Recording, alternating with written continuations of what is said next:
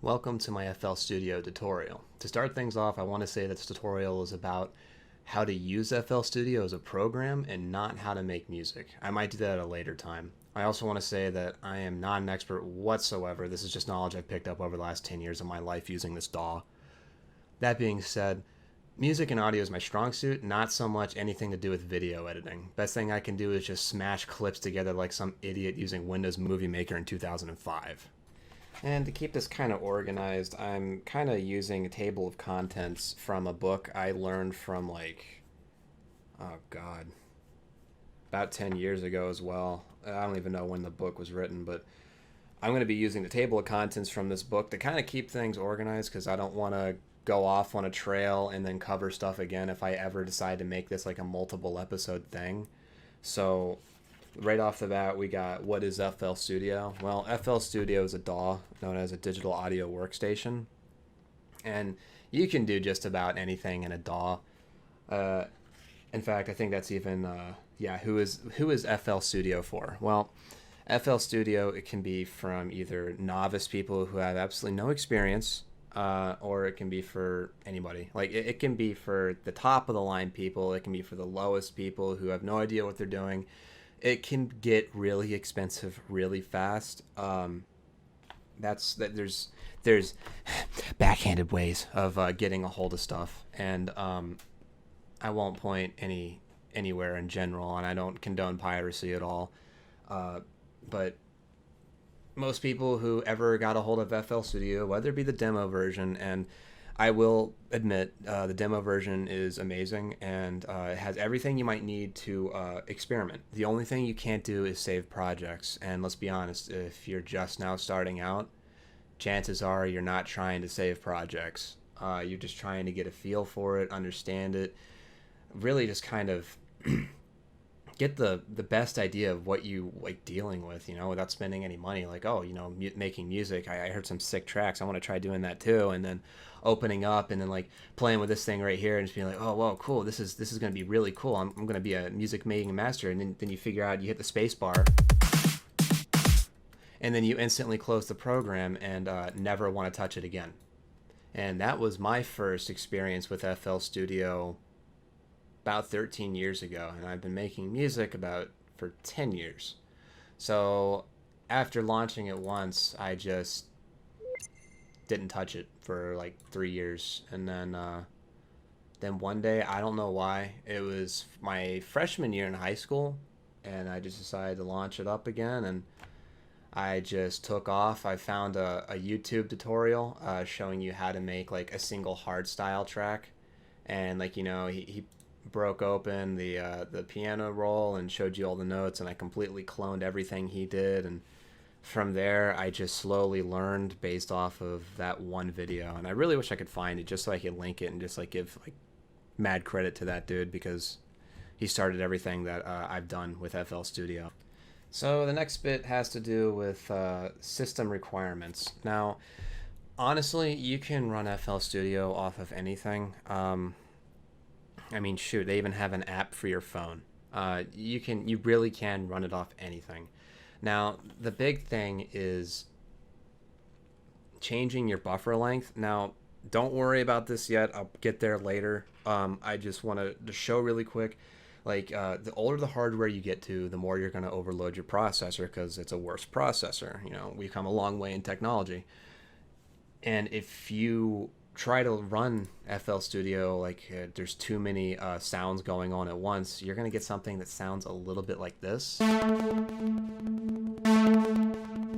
So you hear those like pops and clicks, like those shouldn't be there. So like if you that means you have to change your buffer length like significantly, and changing your buffer length means you'll hit the space bar and it'll take just like fractions of a second. In this case, it'll take 137 milliseconds in order to buffer it and make sure there's less pops and clicks, so that way it sounds better to you, and well, just to you, because when you export it, that's a whole different story. And you'll notice that it's a lot more choppy both up here and through here. And that's because of the buffer length. The higher the buffer length, the more choppy it's going to look. So dialing that back down, you can get to wherever you think is good enough, or maybe you can tolerate the pops and clicks yourself. See, it's smoother and there's no pops and clicks. Now, if there was more going on, that could be a completely different story. Now we're jumping right into the preferences.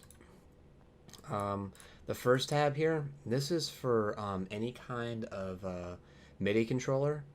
Uh, so it goes for little beat pads, keyboards, like as in like a piano keyboard that you plug into your computer. Uh, all of those are great. However, this is not for keyboards that output sound themselves and don't have a direct digital connection to the computer. Now, you can do a different kind of connection to a sound card and record what you're playing, but as for straight up importing MIDI sounds, and when you do that, when you use MIDI sounds as a direct connection, it'll plot what you're pressing while you're recording. It'll go up and place whatever notes you're going for while you're playing them live. So they won't even be precise. So they might be a little off. So like just barely, like that's where it should be. That's where it is. You can go back and correct them. That's no big deal. But that's what that will look like. As for sounds that you're playing and you're capturing, they'll look more kind of like this. It'll look like this. This is recorded sound. So each of these have a various note. I mean, this is all percussion, but each of these would have a various note placement, but you have no way of capturing that. No way of capturing the actual MIDI it's outputting. So you need to use a MIDI keyboard if you want to record how you're playing it as opposed to what it sounds like. And next we have our audio settings. I just got into this a little bit earlier. I honestly was not expecting to get right into this one. So I already kind of talked about the buffer length. So I'll start at the top here. Device. Now, you could have anything. It really some laptops like Beats, they come with like I think a Creative Sound Blaster card. They're good, not amazing, but they're good. I say that as I have my own Creative Sound Blaster. I have a really high end sound card, so I actually end up using that. It's great. You just need to know how your drivers respond. What settings are on in your drivers. I've had some people come to me and say like some of them sound really strange all the time, and it turns out their audio cards come with compression. And what compression is you know how you're watching some movies at home and you could barely hear the people talk, and then like an explosion happens and you get blown out of your house through the back end of the window. So that's what compression is. It makes it all about the same volume. The talking sounds just as loud as the explosion, which sounds bad, but it normalizes everything, which is actually an option right here called normalizing. Yeah, normalize. So it'll take everything and kind of make it, see, these are already really loud, so no normalizing is already going to occur. But if these weren't as loud, if they were cut, they would all be just as thick as each other. And it sounds bad. It's good for obviously TV, but terrible when making music. Never do that. Having it on by default through your sound card, because everything's going to sound so weird and you're not going to understand why. My audio card settings, like there's a bunch of stuff you need to know. You really just need to know everything. Like EQ, turn it off. You don't need that on for making music. Your mixer, just make sure you got everything where you want it. I don't want my ears to bleed, so I have my actual my headphones low. Like that's the master volume, but obviously my DAW volume is where it should be. This is FL Studio 20, so I'm still kind of learning. Yeah, this is the volume knob. It shouldn't always be maxed out. It should be about 75% where it is right now. So like this would be, oh my God. Wow, okay, they got to work that bug out. It thinks I'm grabbing the top of it and trying to change monitors. Uh, if you ever accidentally move something, just right click it, unless you're in here. Don't right click it, it'll make it go away. Uh, just hit reset and it'll change it exactly where it should be. Like most knobs, it's perfectly okay.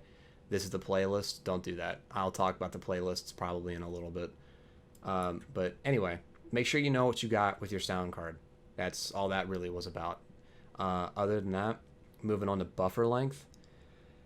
Now, if you're using a sound card, you will probably not have to change your buffer length from like something incredibly low, like really low.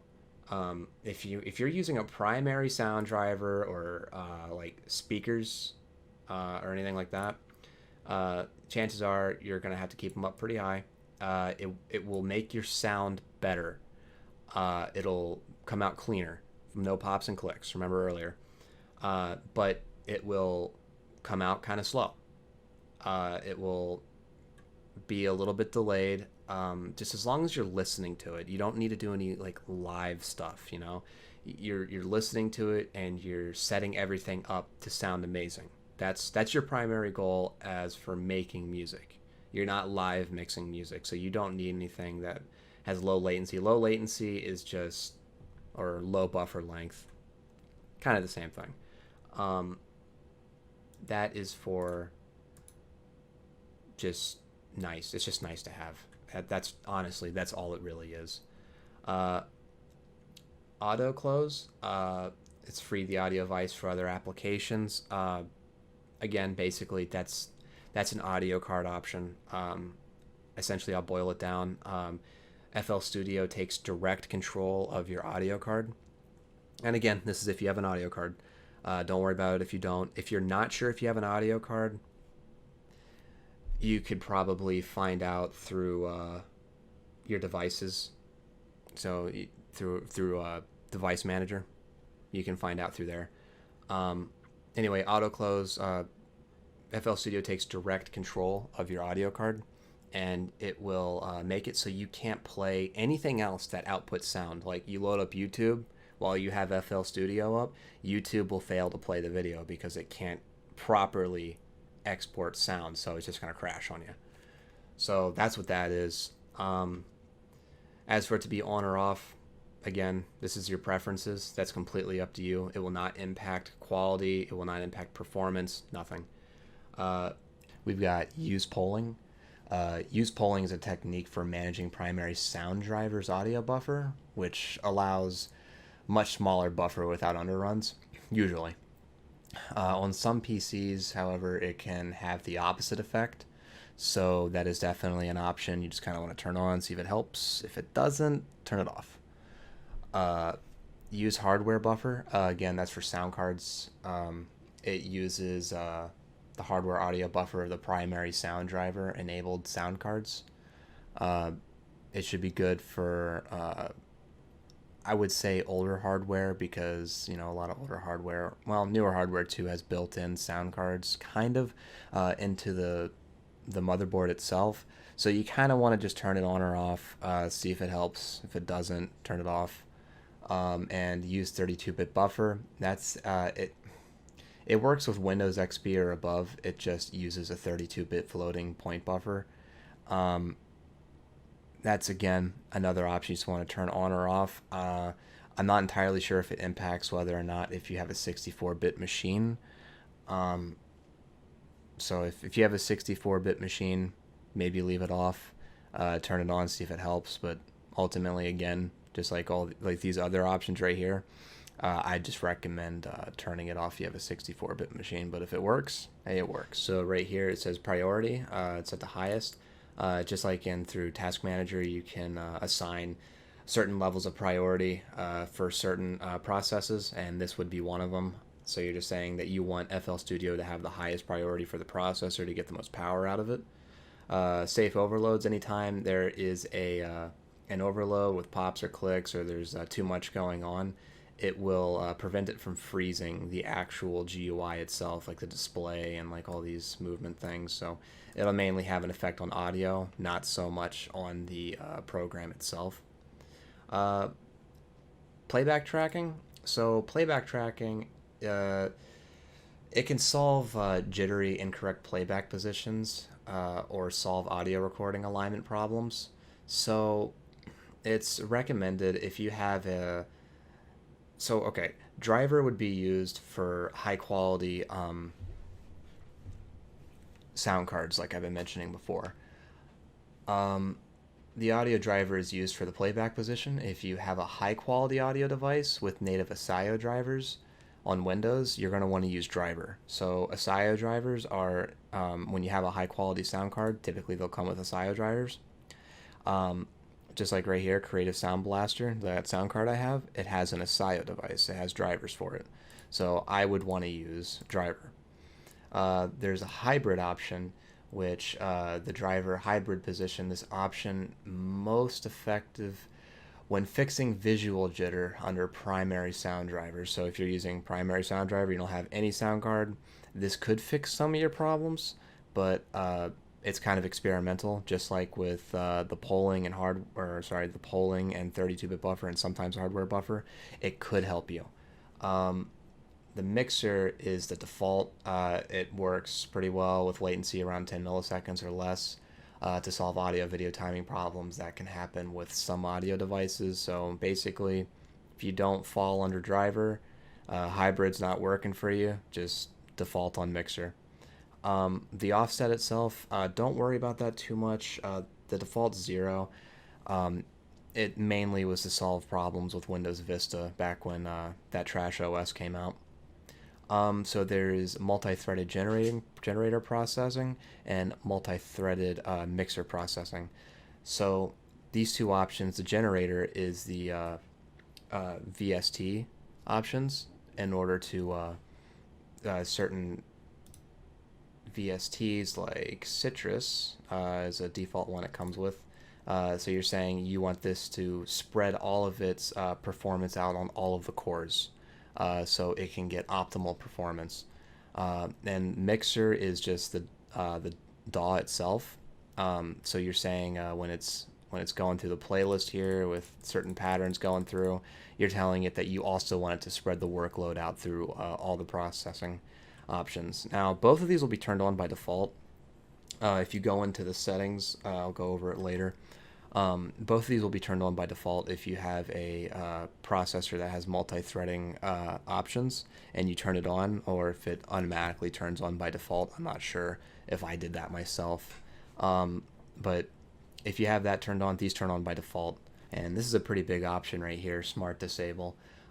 It's mostly used for saving a lot of CPU power. It globally disables both instruments and effects when inactive to reduce the CPU load. And then it comes with a note saying this option works with conjunction with each plugin's wrapper. The wrapper is, let's say, so right here, this is a wrapper right here. This top part just looks like a window you can grab or whatever. But a lot of third-party VSTs, like people can make VSTs all the time, and they require a wrapper or a shell, so to speak, in order for it to run inside of FL Studio. So the wrapper will have to require the setting to be turned on within itself. So certain ones will come right here. See, this is the wrapper, and then you go into here, and typically it'll be into this area right here. So that's how you get into each one's settings. If the disable causes issues with any plugins, it can be disabled for those individual plugins. So that shouldn't be too much problem. So you can turn that on, and if you have issues with it with your plugin, you can turn it off, and then hopefully it fixes it. Align tick lengths. Now what that does is it's a troubleshooting option. So if you're having like random high CPU loads, if some VSTs are getting off beat for some strange reason, may help solve those problems. Clicking and unexplained noises, render audio timing errors when you go to actually export the song and for some reason it's just out of beat or it just sounds bizarre. That option is very valuable. And just like with some of these other options, the mixer options down here are literally 100% meant for troubleshooting. Resampling quality is when you're trying to adjust a pitch of a sound and it's just coming out poorly. Like normally it should, you should not use 128 point sync or higher for real-time playback. It'll consume large amounts of CPU when samples are transposed. You would leave it at 24 point sync, and only adjust it if you notice aliasing when pitching samples and it's an issue. So leave that alone. You don't need to touch that. Play truncated notes on transport. You don't need, you can just leave that on. That has, again, another troubleshooting option. Moving moving the song position marker as far as possible projects sound the same time each time they are played. So just leave it on so that way it's as accurate as possible. Reset plugins on transport. It restarts all plugins when using the transport function, start, stop, moving the song position marker, etc. This ensures as far as possible project sounds the same each time they are played. Some plugins generate or process sound differently depending on their moment-by-moment state. Uncheck for faster, less glitchy response when changing song position. And then it says, note, when disabled, the differences are unlikely to be significant, but it's worth checking this function if you notice inconsistent behavior. So it's probably worth it to keep it unchecked. Again, it's another troubleshooting feature. If you notice weird things going on. And again, you've got to be doing a lot in order to actually want to use these. I've never gone in and used these before. I've always used a majority of these options besides this and some of these options right up here, because when you use your SIO device, the options change themselves. So just use the defaults, and if you come across any issues, then maybe you go back and start experimenting with some of these options. And I'm going to stop on the audio tab here, and I'll start up again on the general tab on the next episode.